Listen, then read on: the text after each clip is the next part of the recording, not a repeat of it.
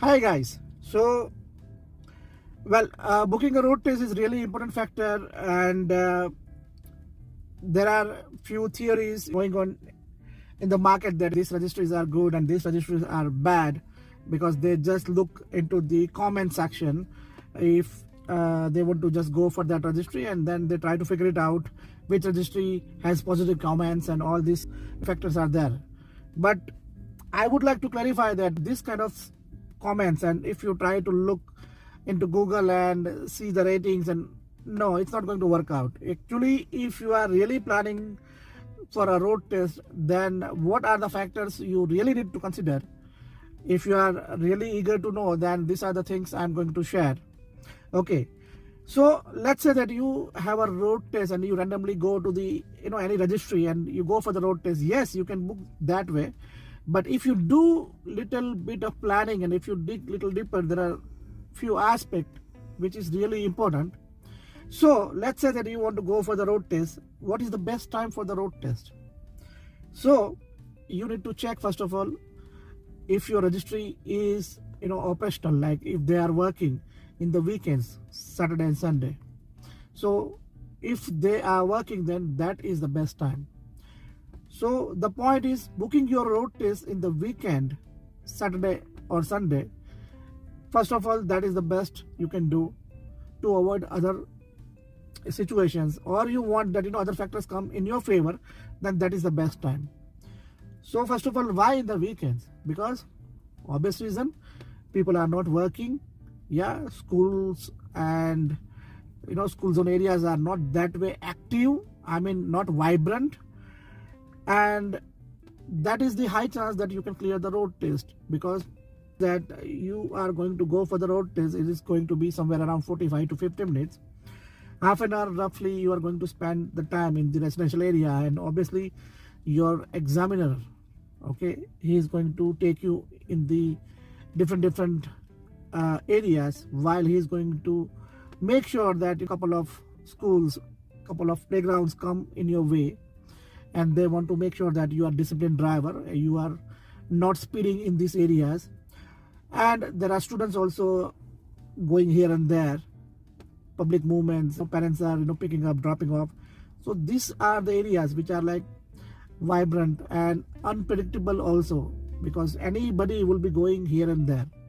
So you need to avoid these timings, that don't go for the road test when there is a school zone, and if you choose the timing which comes in that road test span of yours, then you have to be really active and agile, that you understand the pedestrian situation and you do it accordingly. So if you have an opportunity to avoid that, why not? So first aspect is book the road test in the weekends. Apart from that, let's say you are trying to book the road test in the weekend and you are not getting a slot. All right, so what is the good time? You have to go for in the weekdays. So let's say in between Monday to Friday, if you want to go for the road test, so try to book the road test in between 10 a.m. until 2:30 or 2 o'clock. Yeah, so 2 p.m. let's say. So why 10:30 in the morning till 2 is a good time? Because in the morning everybody will be rushing to the offices and people are roaming here and there. It's a little vibrant area, so that time is not a good time. Well, so if you go for 10:30 and above, that is not going to be too much vibrant. And I said till 2 o'clock. So if you book the road test 2 o'clock, at least 2:45 your exam will be ending somewhere around. So you wouldn't see, or you wouldn't face any areas which is vibrant in case of school zone and playground zone, because usually schools start a day early and then they just finish somewhere around 3:30, 3:15. So you need to avoid those timings also. So in order to avoid this timing, if you consider this time slot in between 10:30 to 2 p.m. anywhere, your exam should start and finish in that time frame, that is the best time. All right. So hypothetically, let's say that you are booking a road test in the weekdays in between Monday to Friday, and you are going for the time in between the 10:30 a.m. and then 2 p.m. So that is the less vibrant area when we think about the vibrant traffic and the other activities. But how about choosing a driving license center? Like, let's say that you are, it depends upon which city you are and which province you are.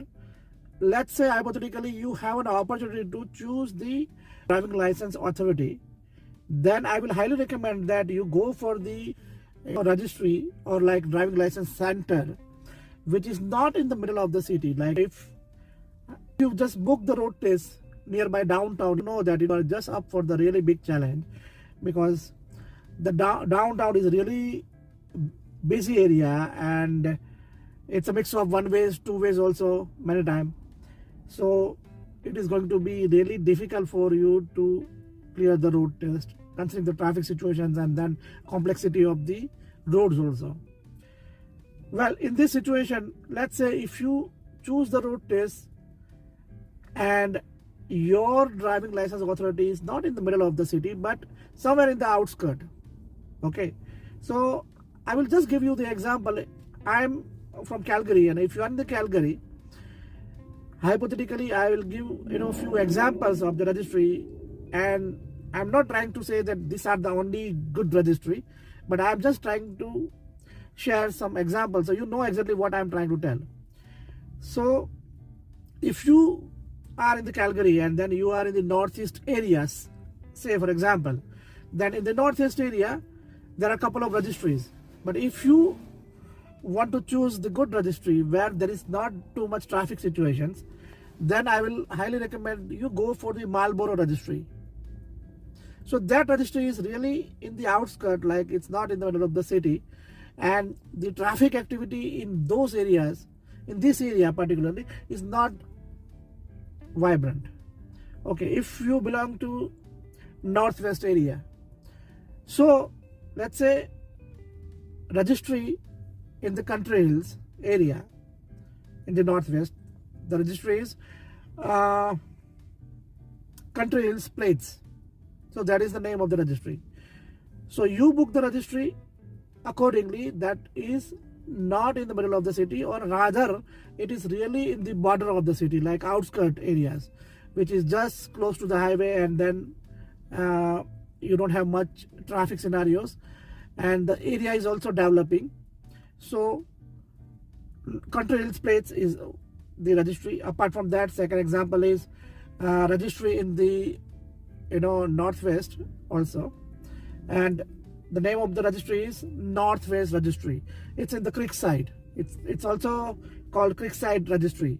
So these are the few examples you need to understand that if you book registry and you book in the middle of the city, you are going to have more challenges rather than you choose the registry which is not in the middle of the city but really in the border of the city, or like in some outskirts. So this is also an important factor you need to consider. Apart from that, I have seen that people choose to, if you have liberty, first of all, if you are in the across the Canada, you can book the road test anywhere, wherever you are staying. But it depends upon your province also. Like I am in Alberta and I have liberty to choose any licensing center, and then I can go for the road test. I can choose to go for the small town also, like if there is a population of like 5,000 people and I just go there. Obviously your chances of clearing the road test will be higher because you are choosing the area and the community which is not vibrant. Okay, so very small town in the countryside, somewhere out of the city area you choose, you will get the license. All right, but is it a good strategy? Yeah, getting a license, if it is important for you, yeah, it is a good strategy. But the important factor you need to consider is not getting just a license, how you are going to sustain the license. That is most important aspect of your driving, because you get the license, but you are going to drive in the city. You are not going to drive in that 5,000 populace, 5,000 people of the area. You are not going to drive in that small town, because you are going to go back to your city. Like say for example, Edmonton, you are driving in the Calgary or like any city, then you have to deal with that kind of traffic situation. And if you just are not prepared to deal with the complex traffic scenarios, you don't know how to change the lane in the busy areas, and then that is the situation where you will make some mistake here and there, and eventually if there's some accident happens, and then you get the black point, and eventually you will lose your license also. So yeah, I mean, if you have some scenarios going on, you have a job offer, and that job offer has a particular point compulsion that you need to have a license, then and then only you are going to get the job. So license is compulsory for you in order to get the job. Obviously you will look for this kind of options that you easily get the license, but in practicality, if you really want to make sure that you need to get the license and you need to sustain the license without having any scenarios like accidents and running a red signal or something like that, make sure that you are trained well, make sure that you are ready to deal with this kind of complex scenarios. Okay, so that is also because I have seen many people just choose to go for this kind of small community, out of the city areas, and they get the license. But make sure that getting a license is not a big deal. Sustaining a license is really a big deal. Okay, so stay safe, guys. Don't go for such scenarios. Don't go for this kind of small town and get the license. Rather, make sure that you are prepared to deal with the traffic areas and you drive safely also.